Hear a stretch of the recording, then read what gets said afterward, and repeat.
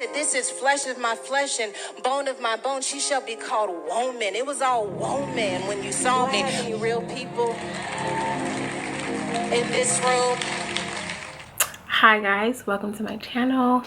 Thank you for being here. My name is Barbara and this is the Life as Barb.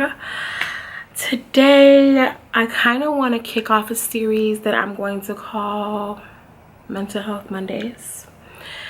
I'm hoping to have a video like this every single Monday along with SoFam Fridays. There's already a video up about that, and quite possibly weight loss Wednesdays or whatever Wednesdays. I'm not sure yet.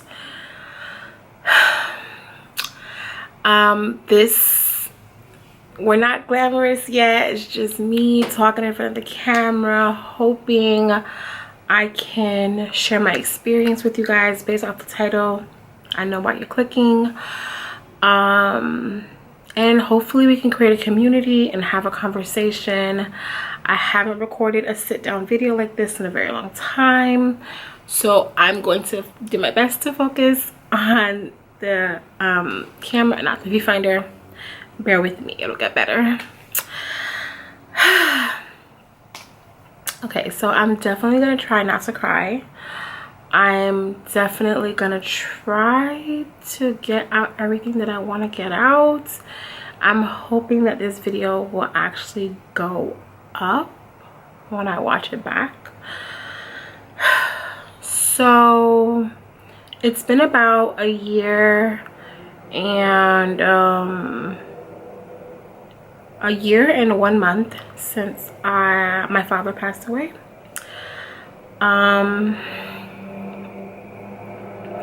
Sometimes it doesn't feel real, even though that I know it's real.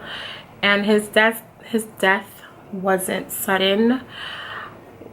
My brother and I found out that he had cancer. I'm very good at remembering dates of significant things. July 26th of 2019, I remember that. And basically they told us that it was prostate cancer and it metastasized to his whole body, and the possibility of getting rid of it, chemo and radiation, would be less than like a 50% chance. So it was just best to make him comfortable, and that was it. So I dealt with a lot of anticipatory grief. Basically, you know that you're sick or your loved one is sick, and it's just a matter of time. I think at first I didn't want to believe it, and I was like, oh, he can get better, or that I had more time. Okay, so I was trying not to cry, right? That we had more time, but honestly he kept getting sicker, and we would try to do certain things to make him comfortable, herbal medicines, because we're from the Caribbean. And yeah, you know, he was prostate cancer is treatable, but if you catch it too late, it will metastasize. So anyway, he just kept getting worse, and I tried to spend as much time with him as I could. I tried to be with him as much as I could, help him be comfortable, and also kind of prepare, you know. I lost my mother when I was 6 years old. Her death was sudden, so I kind of experienced death with, you know, of losing a parent. And of course I would always joke losing my father would be the worst thing to ever happen to me, I couldn't deal with it, and things like that. And you know, like I said, when the oncologist told us that, I was just like, wow, this is really happening, you know. So it got really bad. He went into liver failure and he had to go into hospice. And even in hospice, I was just happy that they were making him comfortable, that he wouldn't feel pain, and I was able to go and see him whenever I wanted, and I knew where he was at all times because my father had his own business, and even though he was sick, he was still working like every single day, and I would worry about if he's okay, what he was doing, whatever. And then I got the call from hospice while I was at work, and I got to leave work, and I was numb. I have to be honest, I was numb because I'm the oldest, and I had to like kick it into gear to figure out the funeral, and I just had to figure things out, like the final affairs, you know, everyone has final affairs. I just had to figure that stuff out, and I was so like, I was so numb to it. And it was until like after like the funeral and everything. So like my father, of course, like most, I won't say most people, but for me, like my dad was my best friend. Like he would call me like 20 times a day. Just to see what I was doing or how I was doing, if I needed anything. Like sometimes we would talk to each other and just like, you know, shoot the shit.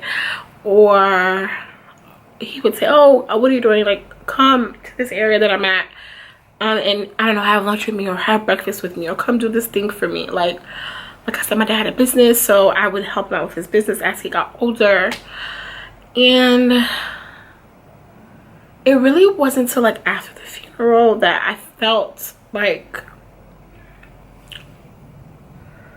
that gap, like that space. And I think from the time that he was diagnosed to the time like of his funeral, I guess I just didn't want to think about it. I didn't want to like feel like it was happening to me. Like, you know, like one part of you, especially when you have a parent that's like ill, and you like you don't want them to be in pain anymore, and you're happy that they're no longer suffering, and you know that they're able to rest. You know, whatever you believe in, like when a person's soul leaves the body, like you know that they're going to a place of rest, and you know like the physical pain of having like cancer all over your body, just your bones, every organ, your spine, just everywhere, just causing you physical pain. I felt like grateful that he wasn't in pain anymore, but the human part of me felt like how could this be happening to me? Like, how could I be this such and such age and I have no parents? Like, and I think it's normal, but, and even after the funeral, I kind of was like numb to it. And, you know, I kind of told myself like, okay, you knew this was gonna happen, you knew that this was gonna be the result, and that like you have to like be strong. And I had to be strong for my brother and for my family, like just in general. And okay, 1 second.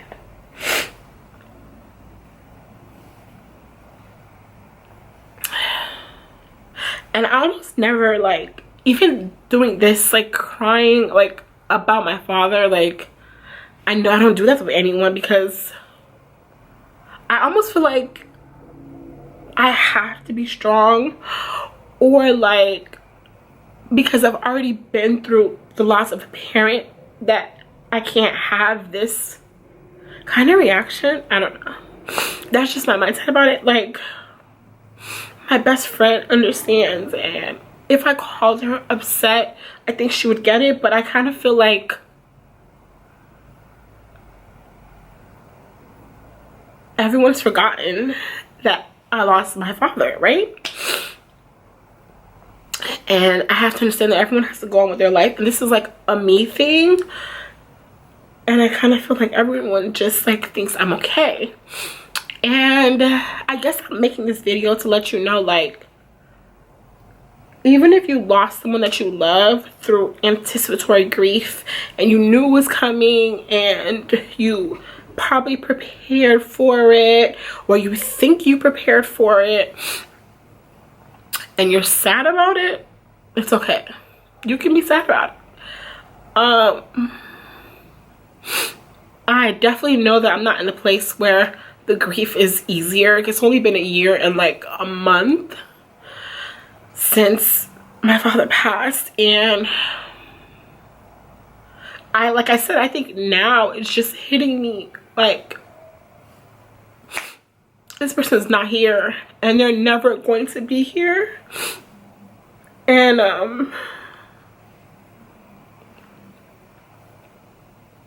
it's weird because the feeling of loneliness, or like you don't belong to anybody because you don't have your parents, when I ultimately know like I belong to myself. Like we're born into this world with our families to help us carry us through, but ultimately you belong to yourself. And but I don't know, I feel like I'm rambling now, but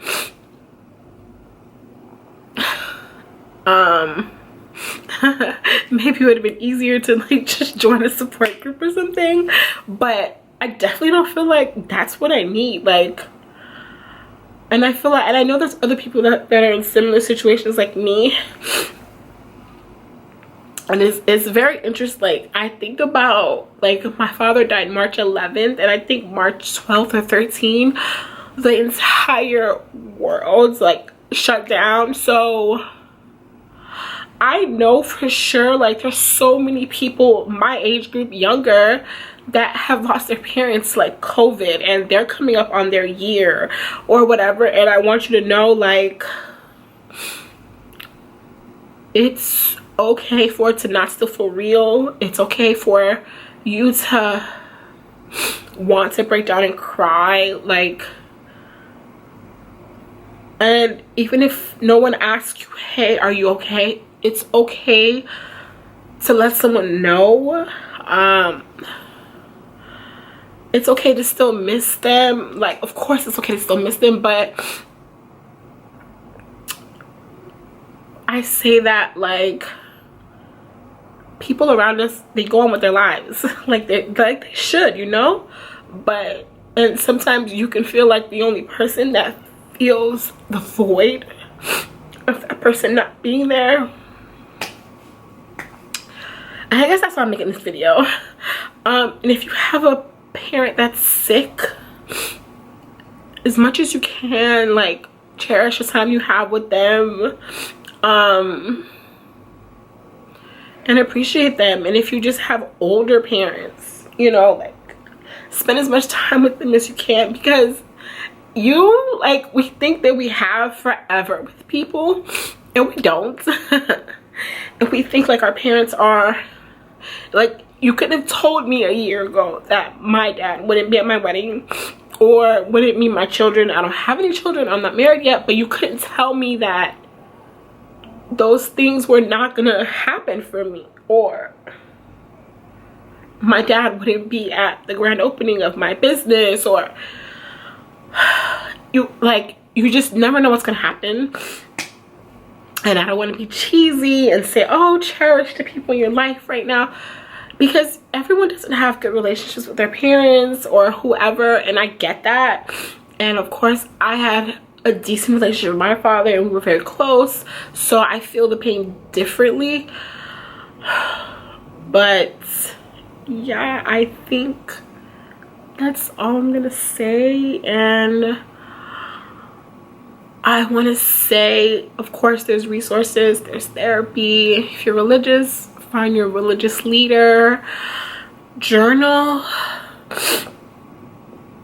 reach out to other people that may have experienced the same thing as me. I mean, under this video, you can talk to me about losing someone that you really, really love suddenly, or even if you knew that it was going to happen and you're still going through some of the emotions, you can talk to me about it. Listen, I've lost 2 parents, so I get it.